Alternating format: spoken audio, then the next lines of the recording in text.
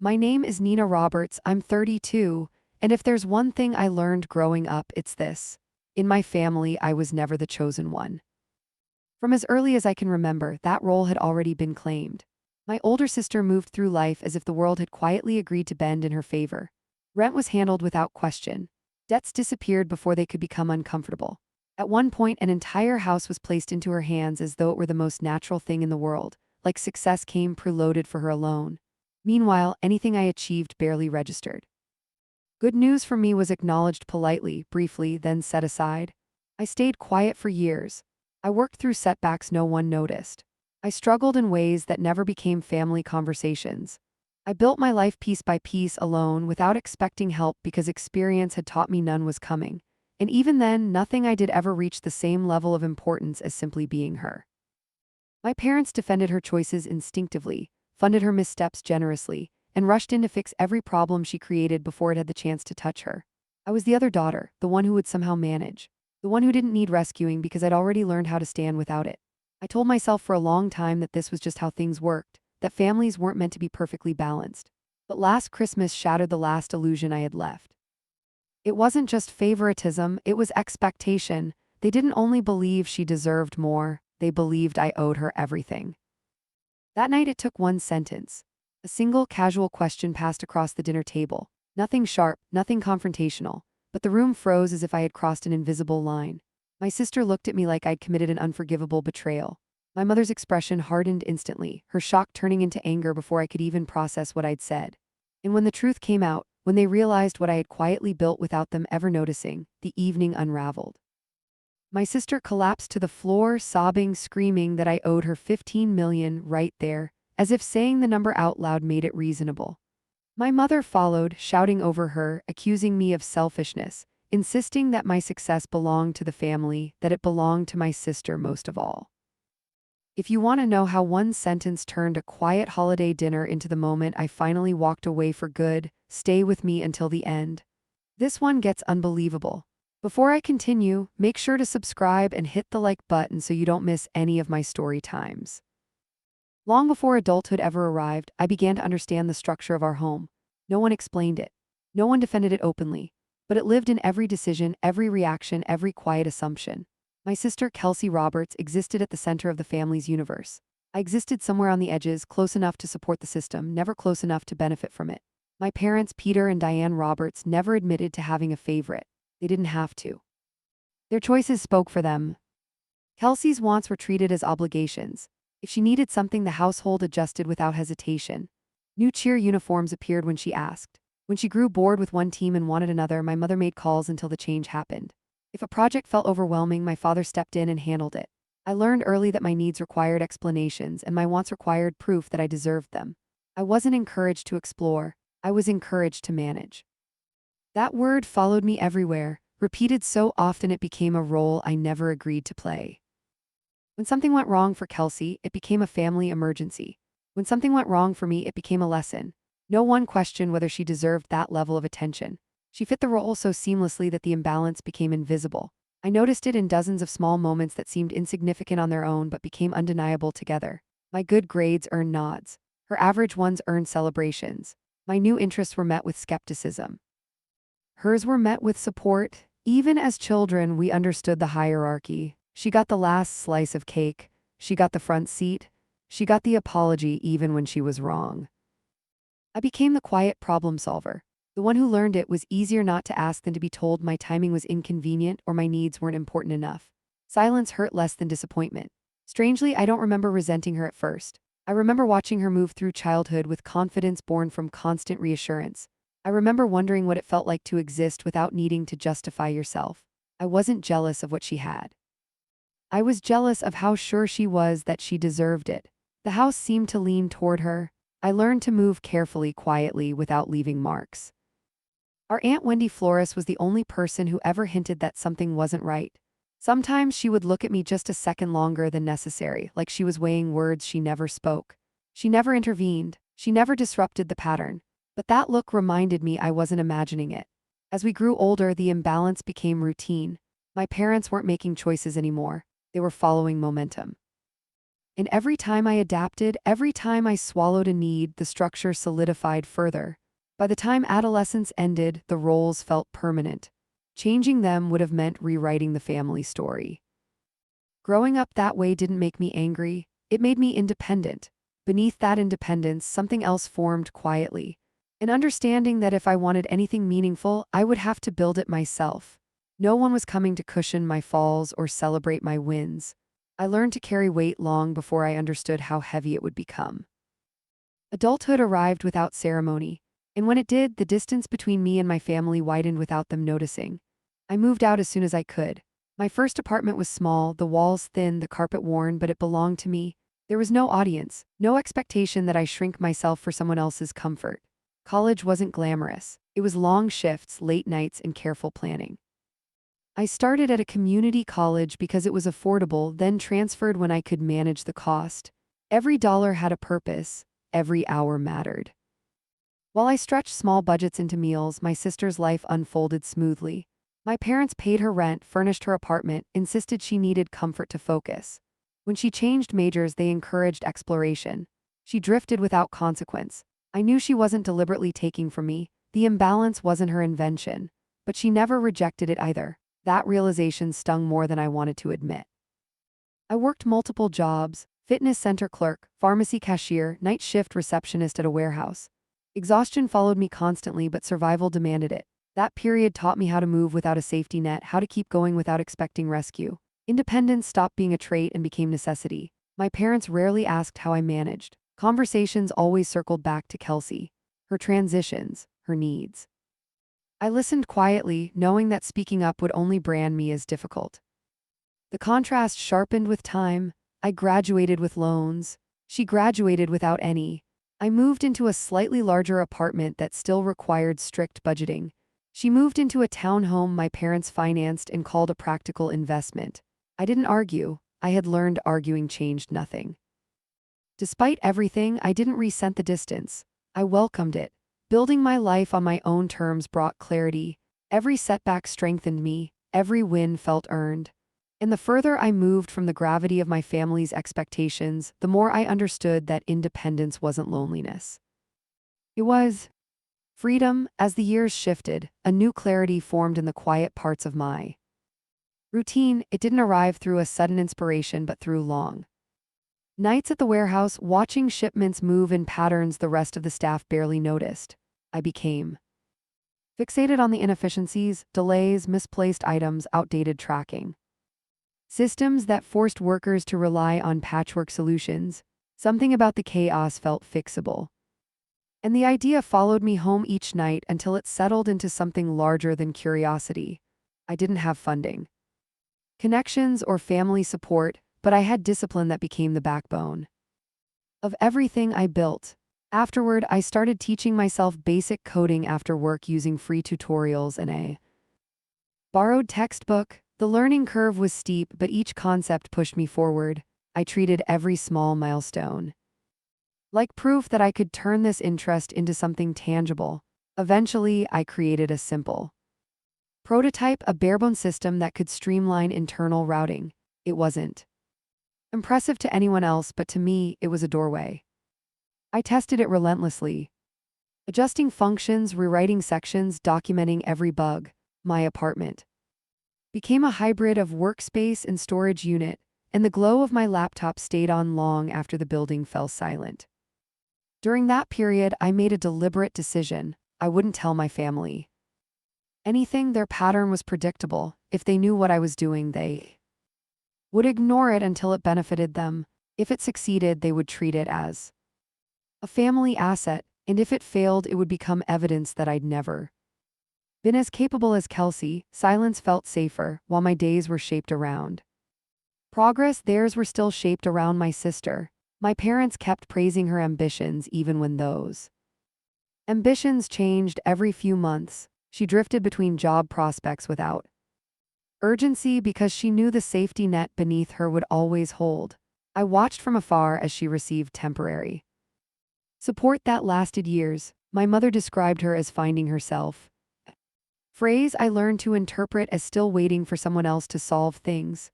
Meanwhile, I registered my company NR Logistics Software LLC, and began pitching a functional version of my system to small businesses. Some rejected me, some didn't understand the value, but a few listened.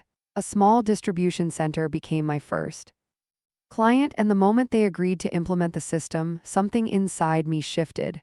It wasn't pride, it was validation, the rare kind that comes from earning ground no one offered you. Before the workload became overwhelming quickly, I balanced freelance contracts during the day with system development deep into the night. My bank account fluctuated in uncomfortable ways, but the progress felt worth every sacrifice. There were moments I questioned whether the effort would ever amount to anything, but giving up never entered the equation. Too much of my life had been spent proving I could handle things alone.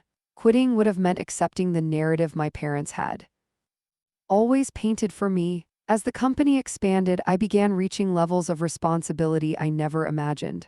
I hired my first contractor, then a second. I secured a modest office space on the outskirts of town, just big enough for 2 desks and a whiteboard covered in deadlines. I learned negotiations, invoicing, investor meetings, skills no one had prepared me for. Each challenge became another layer of armor. Throughout all of it, I remained invisible to my family. They assumed my life moved in quiet, predictable lines. Each time I visited, the conversation revolved around Kelsey's next plan, next expense, next reinvention. The distance between us was no longer emotional, it was structural. They didn't ask questions about my work, and I didn't offer answers. It was easier that way. Silence prevented expectations, assumptions, and intrusions. Growth didn't feel triumphant, it felt steady, earned, and private. For the first time, my life was built entirely on choices I'd made rather than the roles I'd been assigned, and even though no one else in my family recognized it, that difference mattered more than anything. As momentum gathered around the business, the pace of my life shifted into something I could barely recognize. The quiet structure I once relied on evolved into a relentless cycle of meetings, revisions, and decisions that carried weight I never anticipated. The company no longer felt like a side project. It had grown into a functioning machine fueled by expectation and potential. Each step forward demanded a new level of precision, and I adapted because adaptation had always been my default. Eventually, investors began approaching with interest that felt more serious than any pitch I had ever received.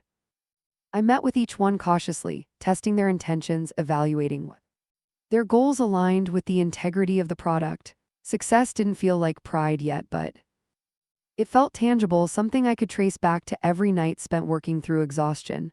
The acquisition talks began quietly. A mid-sized tech group requested a demo, then requested financials, then scheduled follow-up meetings that lasted hours. Every document I handed over represented years of discipline condensed into numbers and graphs.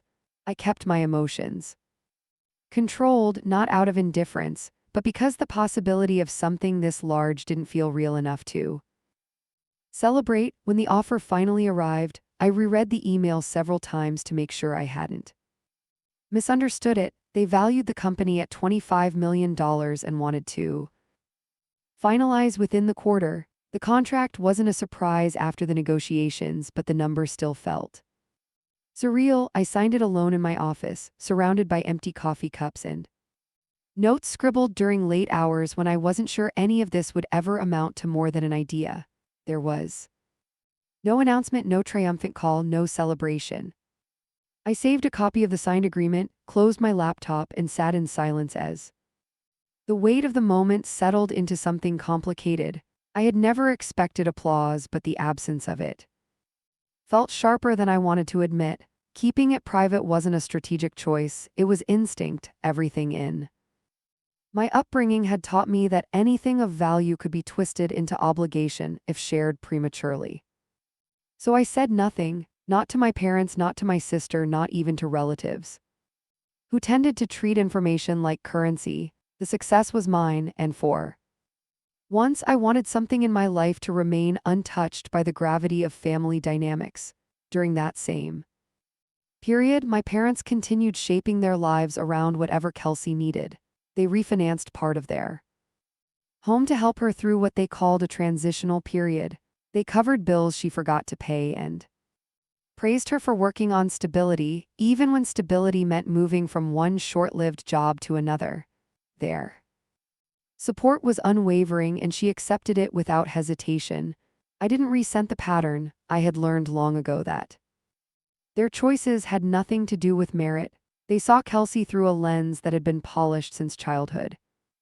And they saw me through a lens shaped by expectation rather than promise. Nothing I accomplished shifted their perspective, and I stopped wishing it would. As December approached, my aunt Wendy Flores asked if I planned to attend the annual holiday dinner. She sounded genuinely curious, not probing. I told her I'd be there, and in her pause I could hear a hint of something. Maybe concern, maybe anticipation. She didn't know the details of the acquisition, but she knew I had been building something substantial. For reasons I couldn't explain, she was the only person whose reaction I worry about. The night of the dinner, I drove to my parents' house with no intention of revealing anything. My goal was simple: show up, stay polite, avoid conflict, and leave early if things became uncomfortable. I didn't expect anything unusual to happen. I didn't expect questions I couldn't sidestep, and I definitely didn't expect the evening to shift in a direction that would unravel every remaining thread connecting me to that household. Walking up to the door, I felt none of the warmth typically associated with holidays, only a faint uncertainty about how the night might unfold. Stepping inside the house that evening felt strangely familiar, yet distant enough that I could sense how much I'd changed. Since the last time all of us shared a room, the decorations were already up, arranged with the same precision my mother always insisted on, and the usual noise of holiday chatter filled the background. Nothing about the environment hinted at the shift that would soon divide everything along a new fault line. I moved through the rooms with practiced caution, quietly acknowledging relatives and offering polite smiles, careful not to linger long enough for anyone to press for details about my life. Most interactions were surface level, and I preferred it that way. Avoiding attention had become second nature, especially in settings that revolved around old roles I no longer fit into. Dinner began with the predictable rhythm: plates being passed, questions directed toward familiar topics, and plenty of praise for whatever updates my sister shared about her current plans. I listened without comment, recognizing the dynamic as one I had learned to navigate long ago. The evening could have continued that way without disruption, if not for the one person who had always seen more than the rest. My Aunt Wendy Flores waited until the table settled before turning her attention toward me. She didn't raise her voice or make a show of it. She simply asked how my work had been going, phrasing the question with a tone that held more knowledge than curiosity.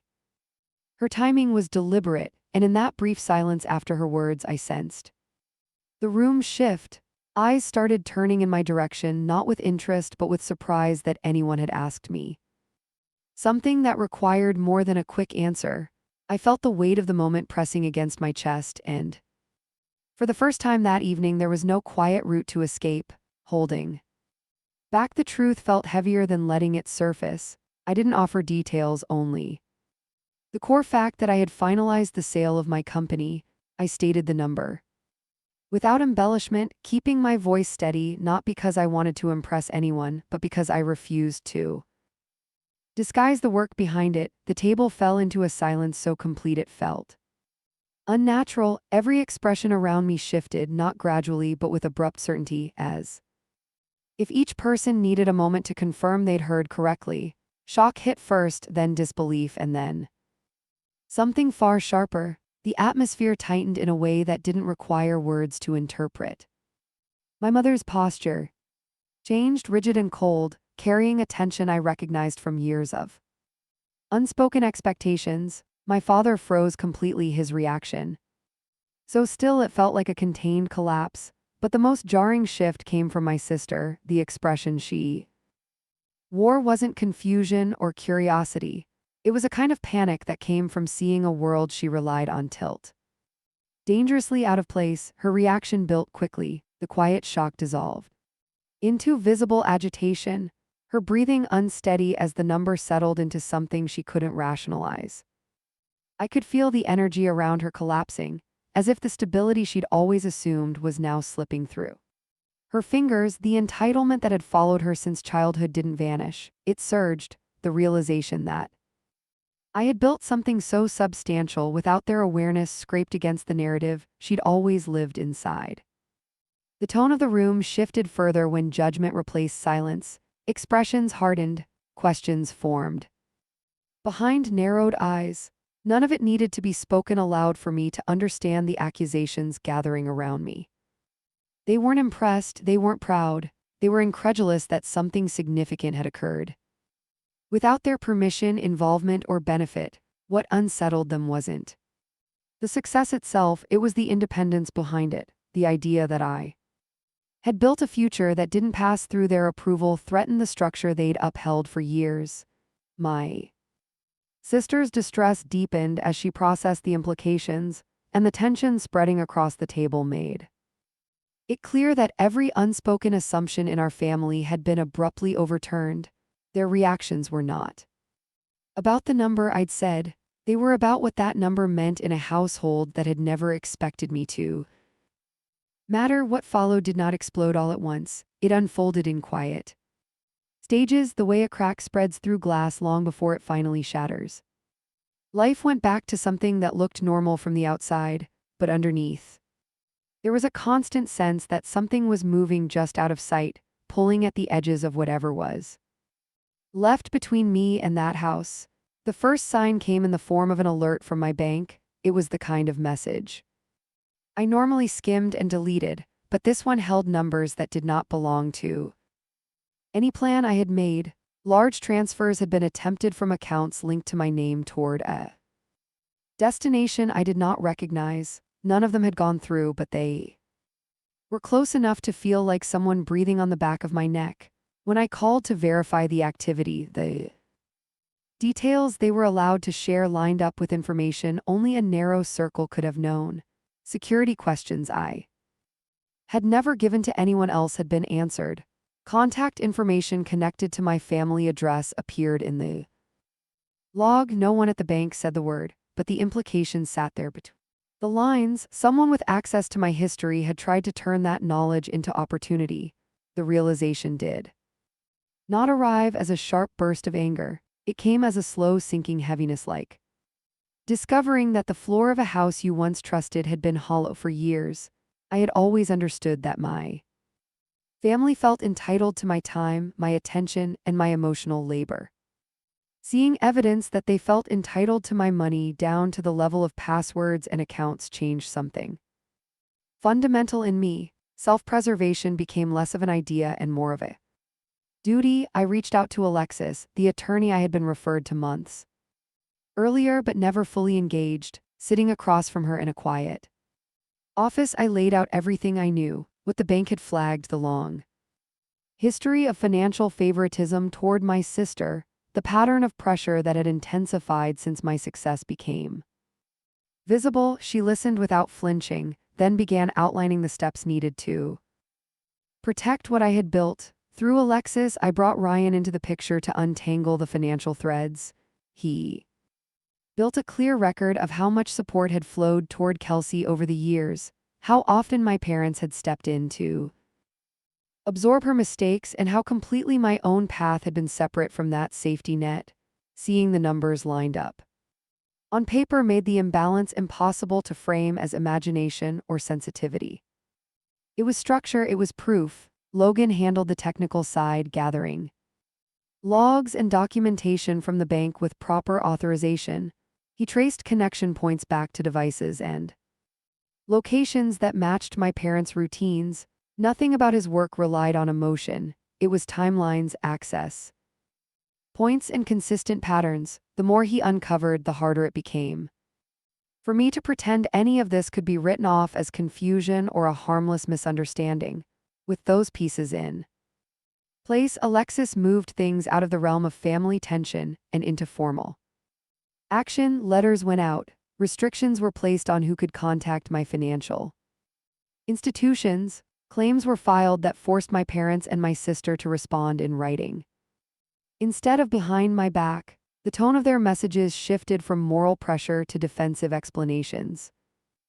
Moment they realized there were consequences beyond my discomfort, the impact reached further than they expected. Their accounts drew scrutiny, their attempts to move money raised questions they could not easily answer, credit lines tightened, people they were used to impressing began to hear a version of events that did not match the story they had tried to tell about a selfish daughter withholding her share. Reputation, once treated as a shield, became another thing that could crack. Kelsey felt the shift sharply. Without easy access to new funding, she could no longer treat obligations as suggestions. The house payments that had once been cushioned became heavy. The car that had seemed like a symbol of status turned into a financial burden she could not carry. Selling things she once took for granted was not revenge from my side. It was a natural outcome of living without someone else's resources quietly filling the gaps. As all of this moved forward, I made quieter changes of my own. I moved to a different place, one that carried no shared history and no expectation that I would drop by out of habit. I tightened my circle to people who saw me as a person, not as a reservoir to draw from. I put more of my energy into work that mattered to me, mentoring others, supporting projects that aligned with the values I had carved out on my own. Cutting contact was not a single moment, it was a series of choices: ignoring calls, letting messages go unanswered, blocking channels that had once been open by default. There was grief in that, but it was the kind that comes from finally admitting a truth you have resisted for too long. I was not walking away from a loving support system. I was stepping out of a structure that had always required me to shrink so someone else could feel big. Looking back, what happened with the money is almost the least important part of the story. The real fracture came from realizing just how quickly people who claimed to love me could justify crossing every line when they believed they were owed something. The attempts to reach into my accounts were not just about greed, they were about control. The moment that control slipped, they chose violation over respect. If there is anything I want someone listening to this to take away, it is this: sharing blood with someone does not mean you owe them access to your future. Support is earned through respect, not demanded through guilt. Boundaries are not betrayals. They are the only way to protect what you fought to build when no one else believed you would build anything at all. I did not cut ties because I stopped caring. I cut ties because caring had turned into a weapon in their hands, and I refused to let them use it to claim a life that was never theirs to.